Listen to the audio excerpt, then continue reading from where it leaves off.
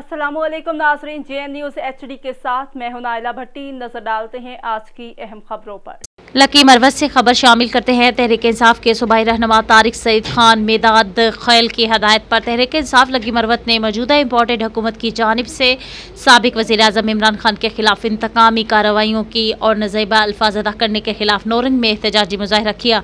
मुजाहरे की क़यादत तारिक सईद के मावन खसूसी हाजी नेक ज़ायली खान और हनीफुल्लाह ज़रगर ने की, जबकि इस मौका पर तहरीक इंसाफ लकी मरवत के ज़िलाई जनरल सेक्रेटरी तौसीफ खान, तहरीक इंसाफ के ज़िलाई रहनुमा मलिक दादू खान, नबीर होड 3 नौरंग के चेयरमैन असरार खान, दबंग सदर हनीफ खान, सदर जैदुल्ला, गुलाम फरीद और मलिक नजीबुल्ला नसर खेल समेत पार्टी के कारकुनों की कसीर तादाद ने शिरकत की। एहतजाजी मुजाहरा जमजम प्लाजा नौरंग से शुरू होकर बाजार के मुख्तलिफ रास्तों से होते हुए फ्रेश वे बेकरी के सामने जलसे की शक्ल इख्तियार कर गया। मुकर्ररीन ने खिताब करते हुए मौजूदा इम्पोर्टेड हुकूमत को कड़ी तनकीद का निशाना बनाते हुए कहा कि इम्पोर्टेड हुकूमत को मुल्क को मुआशी तौर पर कंगाल करने के लिए मुसल्लित किया गया और एक मुहिब वतन लीडर इमरान खान को